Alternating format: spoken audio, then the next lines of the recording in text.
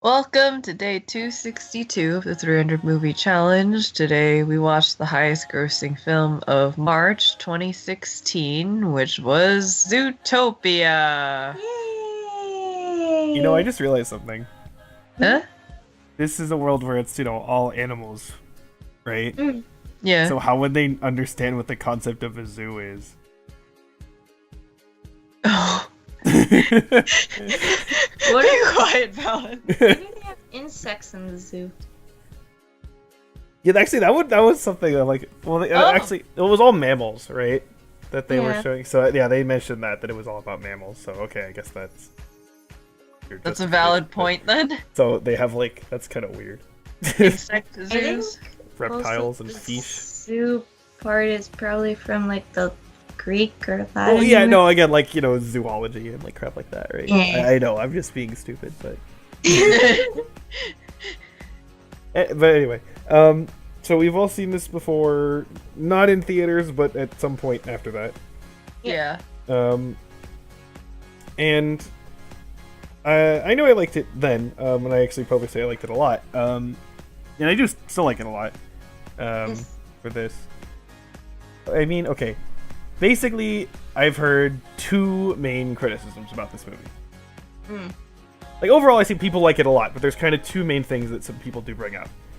And the first is that it's the whole, metaphor and all that kind of stuff is, too obvious. Well, you need to teach kids somehow. Right, Yeah. and so that's kind of the argument. It's yes, and so there's that, but then also at the same time, there are wrinkles in it that are actually interesting. So, Yeah. Yeah. the first one being that, ultimately, the people who are actually, trying to be scapegoated and put down or whatever are, naturally the ones who are actually in power and dangerous, Yeah. right? So it's kind of one of those things where it's because in real life, whatever, I'm thinking of Jewish people or Muslim people or Mexicans or whatever, there's no people try to demonize them as oh, look at these people, they're so terrible or whatever, right? And it's well, here there is an actual basis behind that, kind of. Yeah. So it's I guess you could say it makes it more obvious, but it does it a little bit of a different way. So there's that, and then also the whole obviously it's the racial kind of angles the main way you can look at it, but there's more other ways you can look at it, especially with Judy. One of the main things that I kind of see it as just it's that sense of people don't respect you for the work you put into something.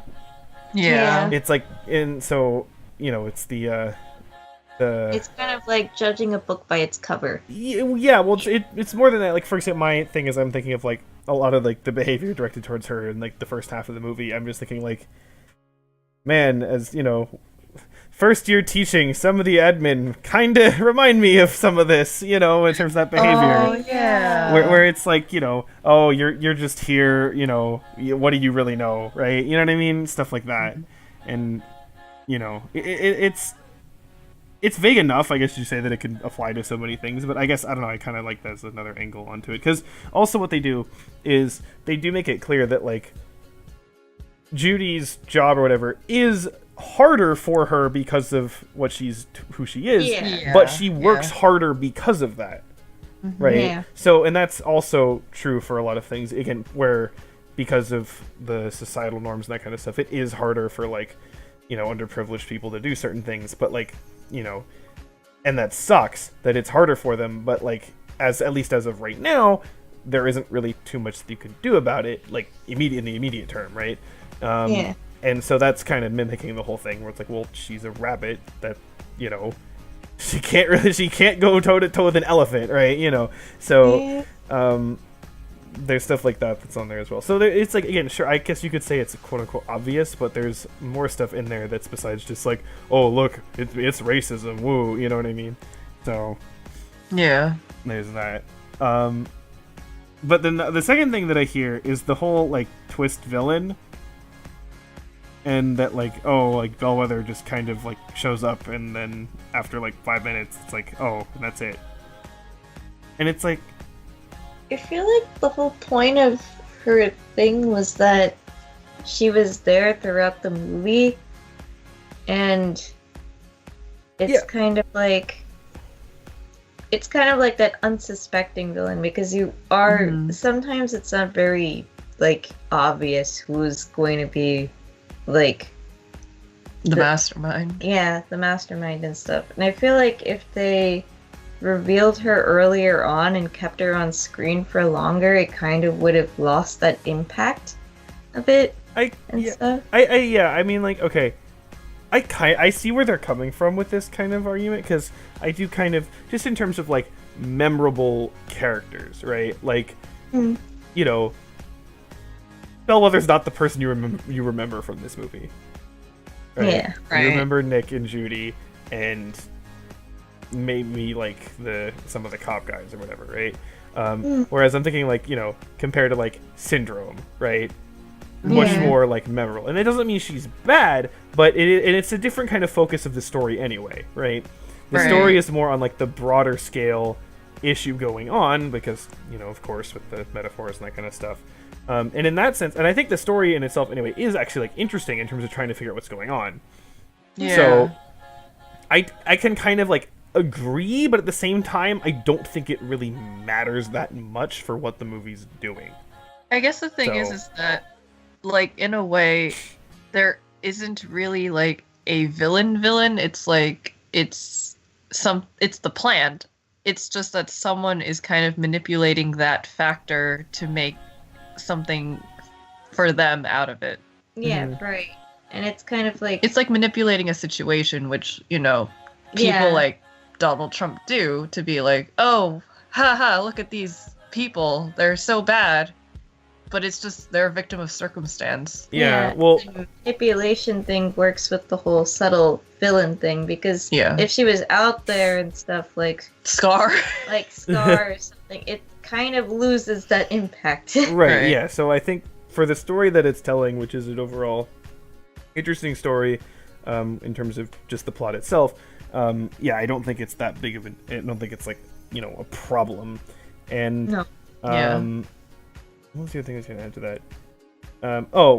It's kind of gets, like, what is the actual core problem? The core problem is how everything is set up and, like, what people's expectations are in general with everybody. Right? And so that's, like, you know, it kind of reminds me of what people talk about. It's like, oh, you know, we have to get rid of, you know, Trump as president or whatever. And it's like, okay, sure, but all of the people who voted for him and all the people who supported him and all of the people who have those, you know, those notions in their head are still there. Right, And how do you fix that? Right? And, you know, and I know there's probably going to be some person who's like, oh, you're, you know, making this about stuff that you shouldn't or whatever. And it's like, well, first of all, did you see the movie? And second of all, look, I'm going to kind of go off on a tangent here, but it's relevant to my point. There's been this notion of, like, you know, you have to value everyone's opinion. Everyone is, what's the term? Everyone is something to their opinion. Justified? No, entitled to their entitled. opinion. Yeah. Everyone's entitled to their opinion, right? And that's kind of this thing. And again, it makes sense in terms of, like, you shouldn't just completely shut down someone just because they say something that you don't like or whatever. So I get it, especially in terms of, like, a kid kind of phrasing to talk with someone, not just be like, you know, well, screw you, you're dumb, right? Not just to do that, right? But it's gone to a point where people now get offended and that, like, oh, you're saying my opinion's not valid when they're wrong. Right. Yeah. And when it's not an opinion anymore, it's more like you believe something incorrect. Yeah. And if you believe something incorrect, then I'm going to call you out on it. Okay? If you believe vaccines cause autism, you're wrong. If you believe immigrants commit more crimes, you're wrong. Like, this is factual information. So it's not a matter of political opinion. It's a matter of you are believing a wrong thing. And now I fully admit that a decent number of those people, like, I don't think it's necessarily malicious from their point of view. They think, well, obviously this is true, therefore blah, blah, blah, right? So that, I'm not saying that, therefore, you as a person are an evil person, right? Inherently. Some of them are, right? Because they are trying to use those opinions for shitty purposes of end goals or whatever. Some people, though, are just, and I think probably most of them, but I don't know the exact percentage, are just caught up with, well, obviously if this is true, then therefore blah. And so it's, for example, if vaccines did cause autism, then yeah, we'd have to do a bunch of shit about vaccines. If immigrants did commit way more crimes than other people, then yeah, we would have to do something about it, right? Those are logical ways to think about it if you assume that the facts are correct, but they're not, right? And yeah, so there is evidence against it. It's like saying evolution is invalid despite all the evidence. Right. And so it's one of those things where it's like, because I see that where it's like, oh, you're just not agreeing with, you're just immediately dismissing people who are like, different political viewpoints. And I'm like, well, if your political viewpoint is literally based off of incorrect information, then yeah, like, what am I supposed to do? Just let you keep thinking something that is factually wrong? No, that to me, that's intellectually dishonest, especially as someone who is a science teacher, where the entire point of my, career is to basically get students to think critically and analyze things and form conclusions based off of data, evidence, and facts. That's literally the point of my job. So, and so that gets in, again, where it links back to at least the themes that are present here, because I hear all this stuff all the time, and it's like, oh, you're just saying, and it's like, well, no, you are wrong. I'm sorry, I don't know what else to tell you. You are wrong. So it's kind of the difference of being like, oh, evolution doesn't exist versus like, blue is a better color than purple. Right, no, and so here's actually, yeah, you're going to get to the thing I was going to say next, where we need a better word than just opinion. Right. Because there's basically, we have I like blue more than red, and then we have, white people are the superior race. You know what I mean? And those are both classified as quote-unquote opinions. When that's not anywhere near the same thing, not even, of course, in terms of, like, the scale of what I'm talking about, but in terms of, like, actual, like, verbal discourse, right? Would you call it a belief, I guess, at that Well, see, point? I like to clarify it as, like, personal, what was it? I was avoided the word opinion. What would I say it before?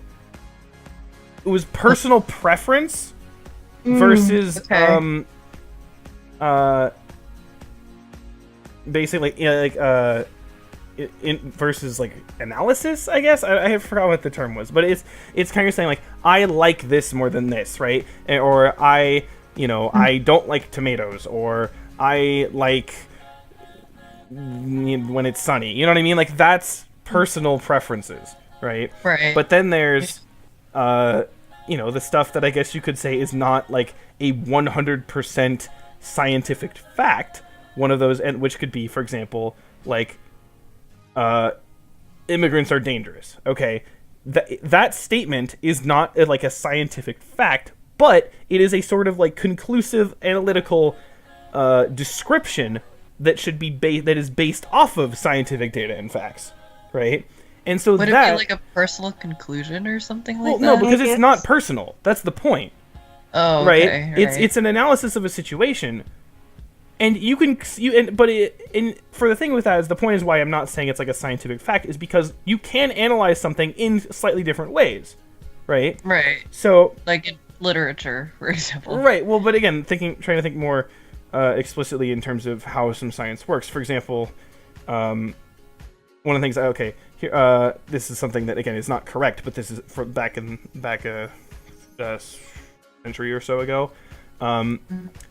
When they discovered the Mid-Atlantic Ridge, there was, they discovered these like volcanoes through the middle of the Atlantic Ocean, and that the Atlantic Ocean was actually like spreading apart, and new lava was like filling in the gaps, basically.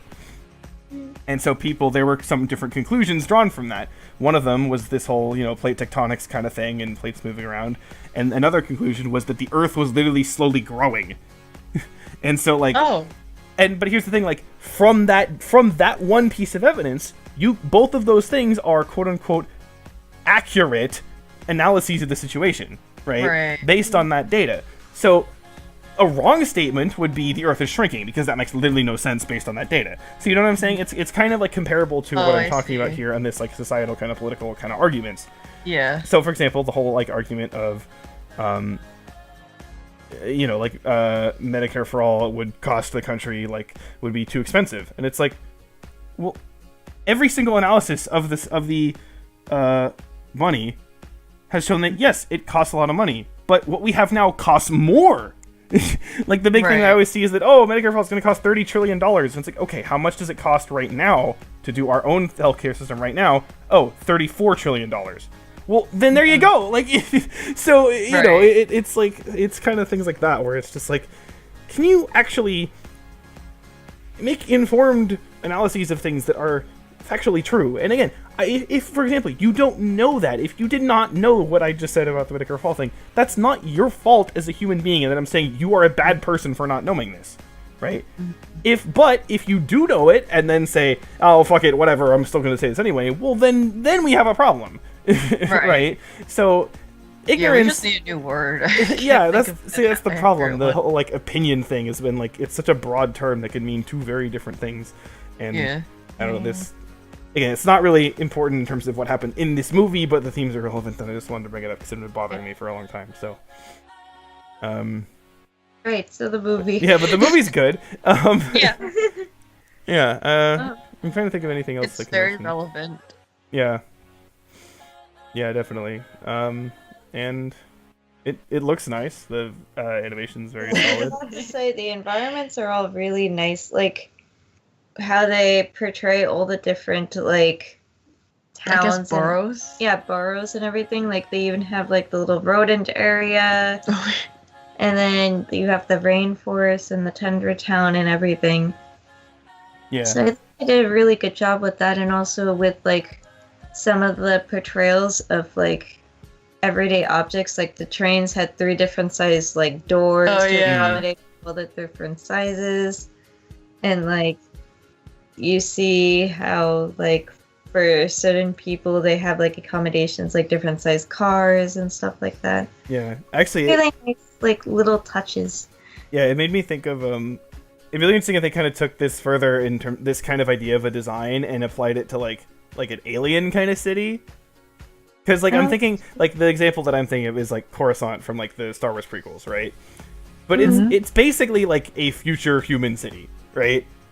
Like everything is kind of built for people, but that's because all the aliens look like people, basically, right? Yeah. But so like I think it'd be more interesting if they kind of took that approach of like, oh, things are different sizes and shapes, and so we can build things that kind of accommodate those different sizes and shapes, and kind of do some interesting stuff with that. So kind of go like a step further even than what they did here. But yeah, so there's that, and then I was. I usually find that pretty much at least in one of these animated movies, there's like one voice where I'm like, wait, I recognize that voice. And It was. Hmm? Who was it? The lion. Oh. And you know who he was? Who? He's the oh god, what's his name? Oh, I feel really bad. The newspaper guy from Spider-Man. Oh, like the head guy? Yeah. Oh. Oh, I don't remember his name either. Yeah, but it's the asshole guy who's funny. So yeah, it was that guy, and I was like, oh, okay. He stepped up from Newspaper Man. I love the scene in Spider-Man where he like took his Spidey suit and he went from like liking Spider-Man to like hating Spider-Man all over again. Oh yeah, no, he's like the best character in those movies. Yeah. Yeah, but yeah. So there's that. The characters are portrayed well. They're more fleshed out, I think, than usual. Yeah. In terms of like how Disney films like. It's like, oh, okay, this is the princess character. Okay, this is the prince character and stuff. Yeah. Well, here they were like, there are no princesses or princes. They kind of just went normal with this. I guess it kind of gave them room to like grow on you too, because they're more like 3-dimensional than some of the other characters, because like the other characters they usually get slotted into archetypes, but here it's just like, here's a bunny. She wants to be a policeman. Yeah. Yeah. Policewoman. Policewoman. Whatever. Police bunny. Actually, I'm just thinking out. Seems completely random. Is this the first animated at least animated Disney movie Mm-hmm. that has like iPhones. Oh, What? Why did you say that? What? No, because like it's I don't know. I just found it weird that it's like Yeah, you no. think animated Disney and you Weird. think again like Right. what you said, Tara, the whole princesses, right? And it's like yeah. no, just here I've taken fucking live chat with my parents on Right. phone. Yeah, It's like Because everything else takes place either in the past or like it was like a little bit earlier in the 2000s or something where they had like regular Yeah, flip 'cause, phones like, or the only modern ones I can think of is like Lilo and Stitch, and then like the only ones that I can think of like with like technology like incorporated in the stuff is like again Lilo and Stitch, and then also Treasure Island. I mean, not Treasure Island. Treasure Planet. Treasure Planet. well, that's again like Yeah, it's future kind of stuff. That's different. Yeah, but it's like there's technology and Yeah, stuff. contemporary. I'm thinking like Wait, what did Big Hero 6 have like the hologram phone yeah, things? yes. Again, well, that's like supposed to be kind of a bit in the future. Yeah. Well, okay. Toy Story is contemporary, Right. but those again were first made in the '90s, and I don't think there was any like.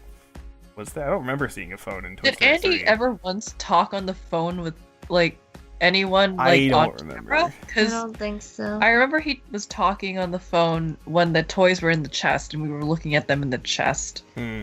But I don't remember if he was shown with like a phone. Yeah, and then I guess Up is contemporary, but like yeah, there's no phones in that. Yeah. And The Incredibles, I think it's supposed That to be. was true. Yeah, They would have been flip phones, I think. yeah. So, I don't know. I guess this is kind of funny that like, the one that's animated that doesn't star people is the one that has the most like, modern technology. It's just, but whatever. Oh, speaking of which, I found it kind of hilarious when it was like the guy who like rips off DVDs and everything. He had some like titles that actually were to like be released in the future and everything too. Oh yeah. Yeah, Anna was there. Frozen 2. Yeah. Oh well, then I like also you could see Judy's phone and in the music selection. There's "Let It Go," and I'm just like, oh god, no, don't bring it back. I've tried to escape. Thank you, Shakira. It's a sad day for me when I look forward to Shakira's music. Oh god. Yeah, is. Yeah, it's a good movie. Yeah, I think I think I've said before that like this would probably I'd say this like up there with like my all-time favorite animated films. I don't think I would quite put it all the way there for me, but it's definitely like I'm thinking the animated ones we've seen. I might be forgetting one, but if not, it's definitely top 5 animated stuff. But I think similarly, yeah. Yeah, I just like really like how they portrayed the characters and the message. Yeah. It's Yeah. a good movie to show to kids so that they understand to like, be accepting of other individuals. Yeah. Just judge people based on how they are as a Merits. person. Yeah, Yeah. what they Just actually be like, do. hey, are you an asshole? You didn't do anything assholeish, so you must be fine. Yeah, You're a good dude. yeah. Basically, treat people with respect until they don't, and then Yeah. Yeah. and then fuck them. Yeah, there's your great societal advice That's a from. great message. And I guess on that note, we move forward. Yeah, we move forward to a quote unquote live action movie. Oh yeah. It'll be a little bit interesting. Yeah. It also includes animals. Oh yeah. You've both seen this, right? Yep. Yes. I have not. I know. Kind of curious to see what you say about the I next know about it a decent amount, and I know. I vaguely know kind of two sides of the opinion on this, but I don't know a lot of the details. So. We'll get that story tomorrow. Yeah, I guess so. So. Woo. Woohoo. All right. one. Bye. Bye.